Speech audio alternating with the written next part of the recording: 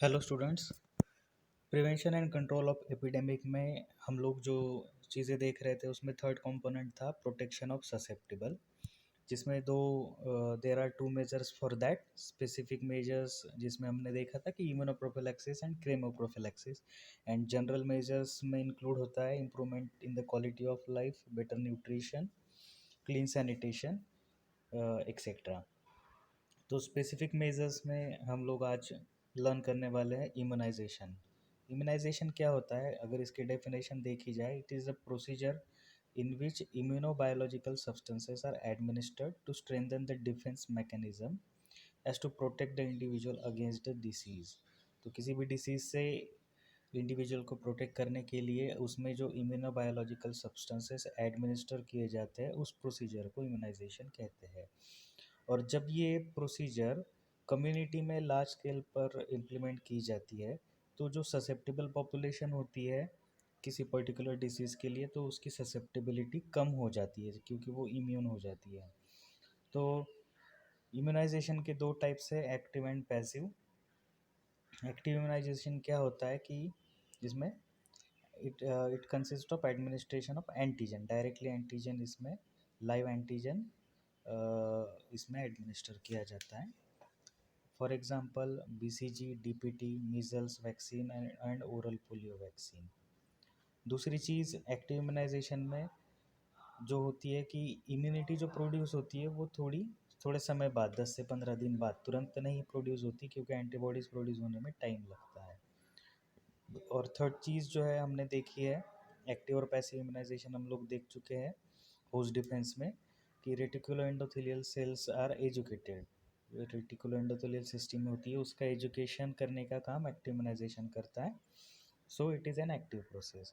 Passive process में क्या होता है कि administration of directly antibodies, AIDS, ATS, antitetanus serum जो होता है, ये सब डायरेक्ट एडमिनिस्ट्रेशन ऑफ एंटीबॉडीज़ होता है और उससे जो इम्यूनिटी है तुरंत प्रोड्यूस हो जाती है instantly. And there is no education of reticulo endothelial system. तो ये दोनों बेसिक डिफरेंसेस है, एग्ज़ाम्स में आपको ये पूछे जा सकते हैं। नेक्स्ट पॉइंट जो है एक्टिव इम्यूनाइजेशन में, जो इम्यूनिटी होती है एक्टिव वाली लॉन्ग लास्टिंग होती है, जो पैसिव वाली जो इम्यूनिटी होती है जैसे ही एंटीबॉडीज़ एंटीजन के साथ फाइट करके किल हो जाती है तो उसके बाद इम्यूनिटी उसकी ख़त्म हो जाती है, तो it is shorter. Active immunization में usually not associated with reactions. Active immunization में रिएक्शंस के चांसेस कम होते हैं, जबकि पैसिव इम्यूनाइजेशन में उसके चांसेस ज़्यादा होते हैं। एक्टिव इम्यूनाइजेशन एक्सपोजर, डिसीज़ के एक्सपोजर से पहले एडमिनिस्टर किया जाता है, जबकि पैसिव इम्यूनाइजेशन जो है directly administration of antibodies expose होने के बाद, किसी भी डिसीज़ को एक्सपोज होने के बाद वो दिया जाता है। एक्टिव इम्यूनाइजेशन प्रोसीजर को कभी एज अ ट्रीटमेंट पर्पज से नहीं यूज़ किया जाता, लेकिन passive immunisation it is used, often used as treatment purpose, like in tetanus and diphtheria. Active immunisation is more powerful than passive immunisation. तो ये हो गया इम्यूनिटी के बारे में, इम्यूनाइजेशन के बारे में। Now will move towards the immunising agents. तो इम्यूनाइजिंग एजेंट्स क्या होते हैं, कौन कौन से टाइप्स होते हैं उनके? तो वो जो है 3 ग्रुप्स में क्लासिफाइड होते हैं, वैक्सीन्स, इम्यूनोग्लोबुलिन्स एंड एंटीसीरा। तो वन बाय वन हम इन चीज़ों को देखने वाले हैं कि वैक्सीन्स क्या होते हैं।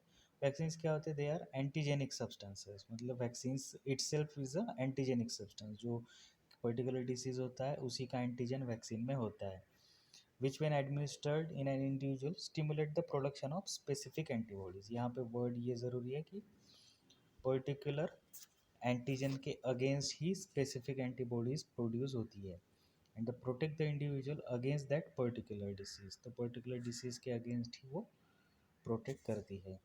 Therefore they are used for active immunisation. The vaccines are of following types. तो वैक्सीन्स में लाइव वैक्सीन्स होते हैं, किल्ड वैक्सीन होते हैं, टॉक्सोइड्स जो होते हैं, जैसे टिटेनस का टॉक्सोइड होता है वो भी एक वैक्सीन ही है, सेलुलर फ्रैक्शंस, सब unit vaccines, recombinant vaccines, combined vaccines, tissue cultured vaccine and related vaccines, जैसे कई तरह के वैक्सीन्स होते हैं। तो हम उसको भी वन बाय वन देखेंगे। फर्स्ट जो है लाइव वैक्सीन। तो live vaccine why they are so called, because the organism or antigen in the preparation are living but attenuated। तो उसको लाइव एटीन्यूएटेड कहते हैं, मतलब वो लिविंग होता है लेकिन वो एटीन्यूएट किया होता है। तो एटीन्यूएशन मतलब क्या है? That means they are made to retain their antigenicity, मतलब उनकी जो आइडेंटिटी है, एंटीजेनिसिटी, उनकी पहचान जो है उसको रिटेन किया जाता है, लेकिन to but they are made to lose their pathogenicity, लेकिन उनकी जो पावर है वो डिसीज़ प्रोड्यूस करने की, पैथोजेनिसिटी, उसको ख़त्म कर दिया जाता है। लेकिन उसको लाइव रखा जाता है, लेकिन उसका हार्मफुल, जैसे सांप है और सांप के दांत निकाल दिए, तो उस तरह से ये चीज़ हो गई कि वो जिंदा भी रहेगा लेकिन हार्मफुल नहीं होगा।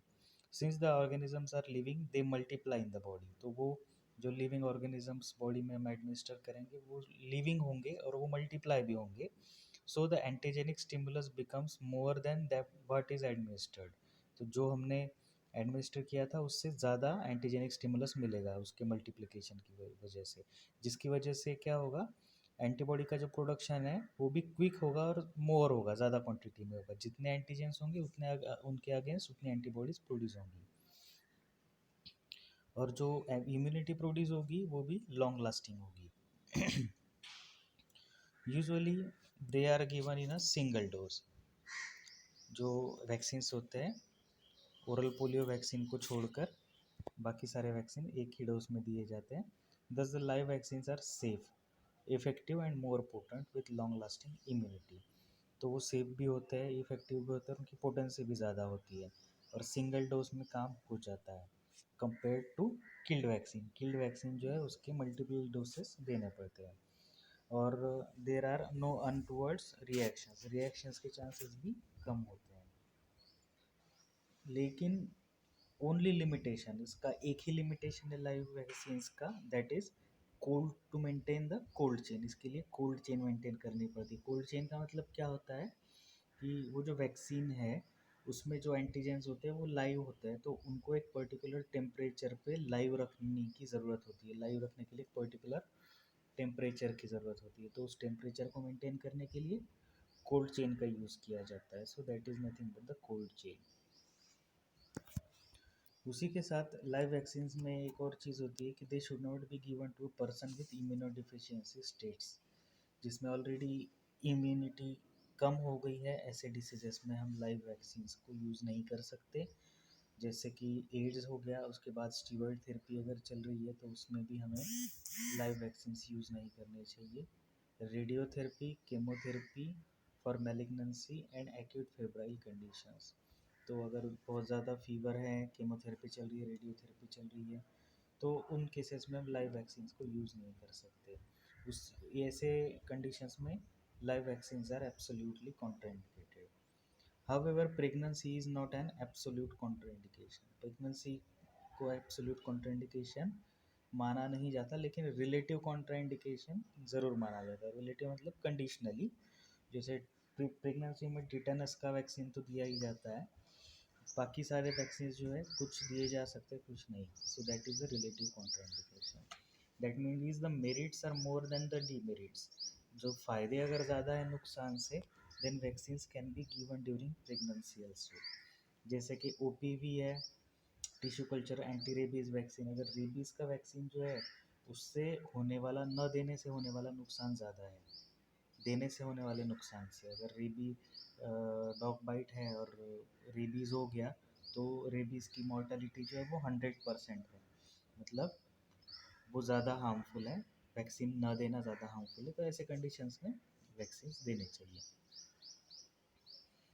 Examples for live vaccine. तो लाइव वैक्सीन कौन कौन से होते हैं? BCG है, ओरल पोलियो वायरस है, measles virus, MMR vaccine, measles vaccine, MMR vaccine, RVAC, oral typhoid vaccine, influenza live vaccine, yellow fever vaccine. तो ये सब जो है लाइव वैक्सीन है। किल्ड वैक्सीन क्या होता है? In this type the organism are inactivated और किल्ड। जो ऑर्गेनिज्म होते हैं उसको किल ही कर दिया जाता है बाय हीट और केमिकल्स लाइक फिनॉल और बीटा प्रोप्रायोलैक्टोन। तो इन केमिकल्स से उसे किल कर दिया जाता है।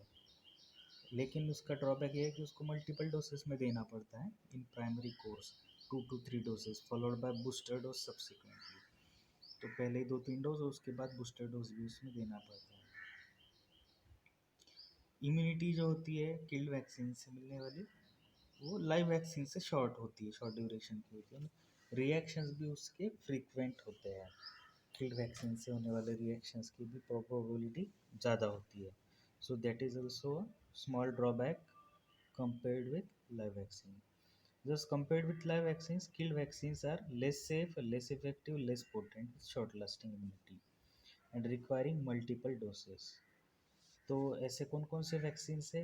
कॉलरा है, विब्रियो कॉलरा, प्लेग है, एंटी रेबीज वैक्सीन है, influenza killed vaccine, Salk polio vaccine, Salk मतलब injectable polio vaccine, Japanese encephalitis vaccine, Kyasanur forest disease vaccine, Dakar yellow fever vaccine. तो ये सब जो है किल्ड वैक्सीन है। तो लाइव और किल में क्या डिफरेंस होता है ये आपको अच्छे से पता होना चाहिए, इसका डिफरेंस भी पूछा जा सकता है। देन टॉक्सॉइड्स। टॉक्सॉइड्स क्या होता है? They are modified toxins. The toxins of the organisms are modified so as to maintain only antigenicity. So toxoids क्या होता है? जैसे टिटेनस टॉक्सोइड है, they are modified toxins of the organisms which are modified so as to maintain the only antigenicity and not pathogenicity. तो उसकी जो toxin को detoxify कर दिया जाता है। जो टिटेनस का जो ऑर्गेनिज्म होता है, वो जो उससे मेन जो हार्म होता है वो उसके टॉक्सिन से होता है। एक fraction of that toxins of that tetanus organism can make the disease tetanus. तो उसकी वजह से उसी के टॉक्सिन को डिटॉक्सिफाई करके उसमें टॉक्सोइड बनाया जाता है। And they are used as vaccines. They also require multiple doses in the primary course followed by boosters. तो टिटेनस के कई सारे डोसेस रिक्वायर्ड होते हैं, तो वो मल्टीपल डोसेस रिक्वायर्ड। डिप्थेरिया का और टिटेनस का इस तरह के ये 2 टॉक्सिन्स होते हैं जिनका बूस्टर भी रिक्वायर्ड होता है। नेक्स्ट है सेलुलर फैक्शंस। कुछ वैक्सीन्स होते हैं जो बैक्टीरिया या वायरस है उसकी सेल वॉल और कैप्सूल से को एक्सट्रैक्ट करके प्रिपेयर किए जाते हैं, तो वो सेलुलर फ्रैक्शंस वैक्सीन्स होते हैं। They are also safe, effective and some require booster doses. Safe भी होते हैं, इफेक्टिव भी होते हैं, लेकिन बूस्टर रिक्वायर्ड होता है। Meningococcal vaccine, pneumococcal vaccine, parenteral typhoid vaccine, ये कुछ सेलुलर फैक्शंस के एग्जाम्पल्स हैं। Then sub unit vaccine. Sub unit vaccines क्या होते हैं? They are also prepared from a component of the virus. For example influenza vaccine, जो virus का कोई कंपोनेंट होता है उससे डिराइव किए करके ये वैक्सीन बनाए जाते हैं, जैसे इन्फ्लुएंजा वैक्सीन होता है। उसके बाद आता है रिकॉम्बिनेंट वैक्सीन्स। रिकॉम्बिनेंट क्या होता है? जेनेटिकली रिकॉम्बिनेंट डीएनए वैक्सीन्स होते हैं। सो उसमें जेनेटिक इंजीनियरिंग करके डीएनए से वो रिकॉम्बिनेंट डीएनए से वो वैक्सीन बनाए जाते हैं। That is the sub unit of the virus. It is also one of the sub unit is inserted into the genome of another anti virulent virus and vaccine is prepared. मतलब एक जो disease causing virus होता है उसका DNA निकाल कर जो अवायरुलेंट virus होता है उसमें इंसर्ट करके फिर उससे वैक्सीन बनाया जाता है। जैसे जेनेटिक इंजीनियरिंग करके जो वैक्सीन बनाए जाते हैं वो होते हैं रिकॉम्बिनेंट वैक्सीन। तो ये चीज़ आपको पूछी जा सकती है कि रिकॉम्बिनेंट वैक्सीन क्या होता है और ऐसा कौन सा वैक्सीन है जो रिकॉम्बिनेंट तरीके से बनाया जाता है। That is hepatitis B vaccine. Then combined vaccines, they are also called because the preparation contains more than one antigen. So एक से ज़्यादा एंटीजन से बनाए जाने वाले जो वैक्सीन होते हैं उनको कंबाइन वैक्सीन कहते हैं। They are also called as mixed vaccine, जैसे पेंटावैलेंट वैक्सीन होता है, DPT, DT, MMRV. The merits, उसके मेरिट्स क्या होते हैं? It is a simultaneously protected against 2 to 3 disease. अभी पेंटावैलेंट, हेक्सावैलेंट भी आ चुके हैं, वो दिए जाते हैं। तो एक ही डोज में मल्टीपल प्रोटेक्शन का काम उसमें हो जाता है। One antigen enhances the effect of other antigen. तो ऐसा भी होता है कि एक दूसरे की पोटेंसी को वो एनहांस करते हैं and reduces the number of visits to the clinic and becomes economical. तो ये उसके मेरिट्स हैं। Then tissue culture vaccine, these are prepared by culturing the viruses in special cells. जैसे वायरसेस को अदर सेल्स में कल्चर करके, like chick embryo cells, vero cells of kidney of monkey, human embryonic lung fibroblast etcetera. तो tissue culture करके जो virus vaccine prepare किए जाते हैं, they are tissue culture vaccine prepared in viruses in special cells. तो examples आपको याद रखने होंगे, chick cell embryo, Vero cell of kidney, human embryonic lung fibroblast etcetera, जो कि they are highly safe, highly antigenic and highly effective, highly stable, potent, protective and purified. तो सभी मायनों में ये हाईली इफेक्टिव होते हैं। They are costly and are given in multiple doses. तो वही प्रॉब्लम होता है उनका, तो इनकी एफिकेसी बहुत ही ज़्यादा हाई होती है, लेकिन वो कॉस्टली होते हैं और उसके डोसेस भी ज़्यादा रिक्वायर्ड होते हैं। जैसे purified chick embryo cell vaccine, purified Vero cell rabies vaccine और human diploid cell vaccine, all are used against rabies. तो ये सारे रेबीज के वैक्सीन्स हैं जो कि इस तरह से मल्टीपल डोसेज में दिए जाते हैं, लेकिन वो इफेक्टिविटी उनकी हाई होती है। सो वैक्सीन्स के ये टाइप्स यहाँ तक हमने देख लिए। वैक्सीन से रिलेटेड कुछ टर्म्स है। पॉलीवैलेंट वैक्सीन, पॉलीवैलेंट वैक्सीन मतलब क्या होता है, which contains more than one strain of the same species.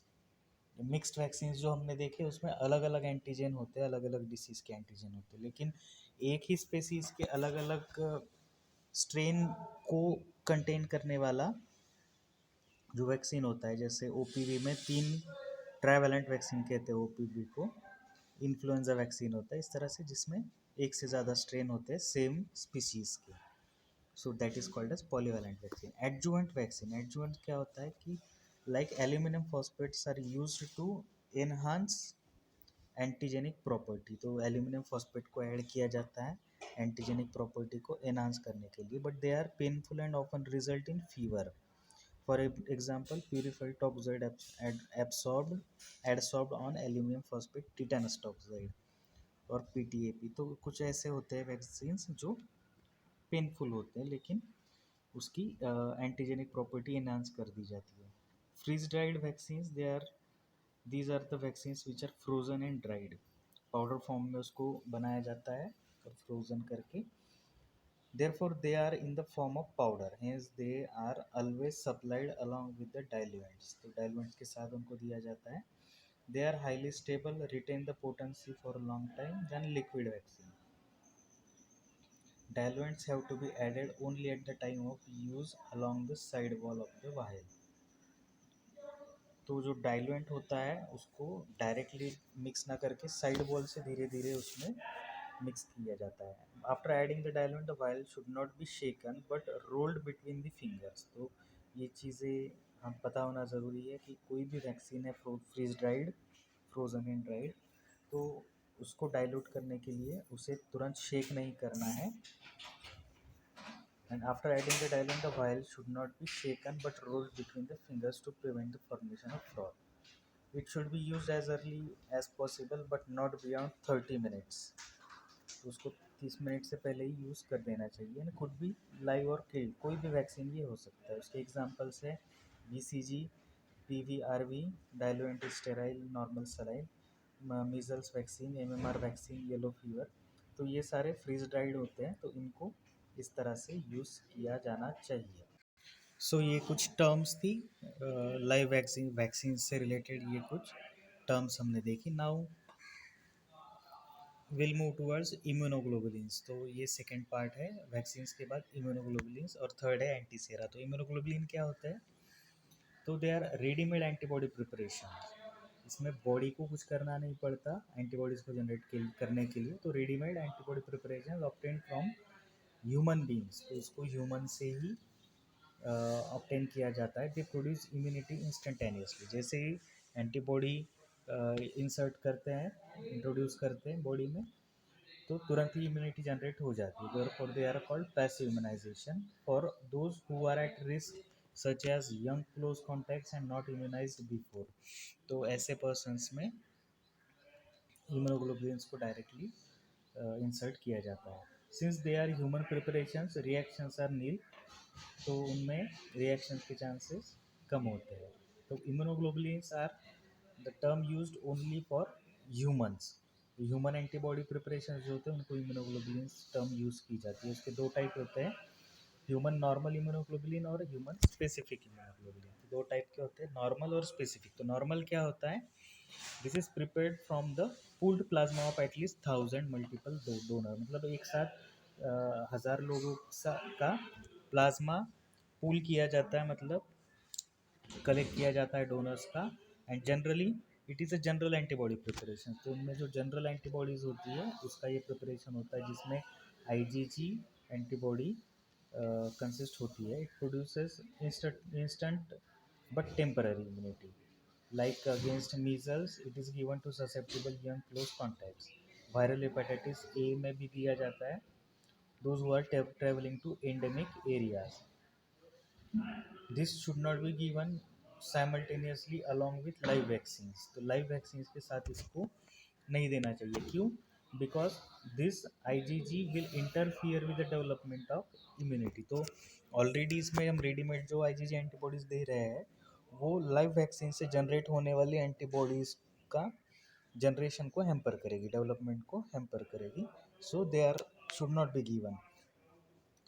अगर इसको पहले दिया गया, if this is given first, अगर इम्यूनोग्लोबुलिन पहले दिया गया है, then live vaccine should not be given for 12 weeks. मतलब कम से कम 4 महीने तक, 3 महीने तक फिर लाइव वैक्सीन को नहीं देना है। If live vaccine is given first, this should not be given for 2 weeks.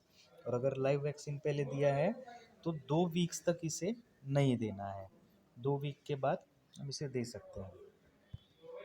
Then human specific immunoglobulins, तो ये क्या होते हैं? This is prepared from plasma of those persons who have been recently immunized और recovered from the disease.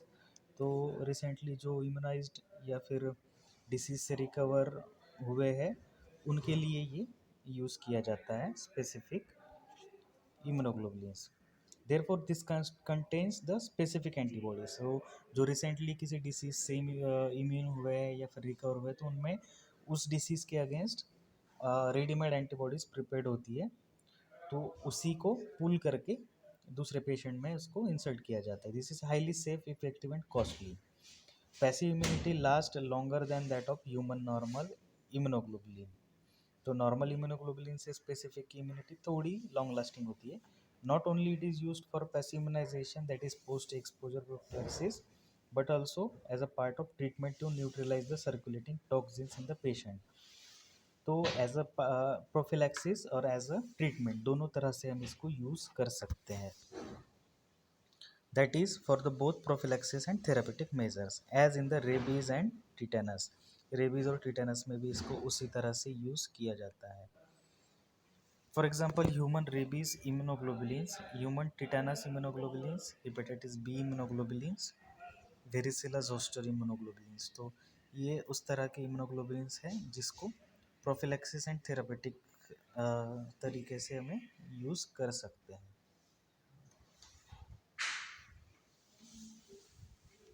These can be used simultaneously along with active immunization unlike human normal immunoglobulins। तो normal immunoglobulin में हमने देखा था कि IgG antibody होने की वजह से उसे हम लाइव वैक्सीन के साथ नहीं दे सकते, लेकिन स्पेसिफिक इम्यूनोग्लोबुलिन्स को हम लाइव वैक्सीन के साथ दे सकते हैं। Human immunoglobulin preparations are viscous in nature, so they require big bore needles to inject, they are given deep IM। तो इम्यूनोग्लोबुलिन्स में एंटीबॉडीज़ रेडीमेड एंटीबॉडीज़ होने की वजह से विस्कस होते हैं और उनको बिग बोर के नीडल चाहिए, डीप आईएम उनको दिया जाता है। सो नेक्स्ट है antisera, last. So antisera is a specific immunoglobulins prepared from the plasma of immunized animals like horses। तो हॉर्सेस से लिया हुआ प्लाज्मा होता है इसमें, तो उसी को एंटीसेरा कहते हैं। They are cheap, less effective. Cheap होते हैं लेकिन लेस इफेक्टिव होते हैं। Immunity last for about 2 to 3 weeks only. और उसकी रिएक्शंस भी है जो फ्रिक्वेंट होती है because of animal protein. So test done is must, तो उसके लिए ये ज़रूरी होता है, रिएक्शंस टेस्ट डोज देना ज़रूरी होता है। इसके एग्जांपल्स है anti tetanus serum, anti diphtheria serum.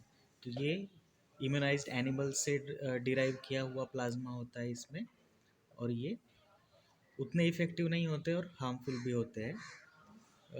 इक्वेन rabies immunoglobulins, anti snake venom, तो एंटी स्नेक विनोम्स जो होते हैं, एंटी गैस गैंग्रीन सीरम, ये सब टेस्ट डोज देने के बाद हम इंट्रोड्यूस कर सकते हैं। Related immunoglobulin preparations, it is a RH antibody, जो RH निगेटिव मदर को प्रेगनेंसी के ड्यूरिंग प्रेगनेंसी दिया जाता है RH एंटीबॉडी, तो वो भी प्रिपरेशन इट इज़ ऐसा ही होता है। It is given to RH negative mother during pregnancy to prevent erythroblastosis fetalis. So this is all about immunisation.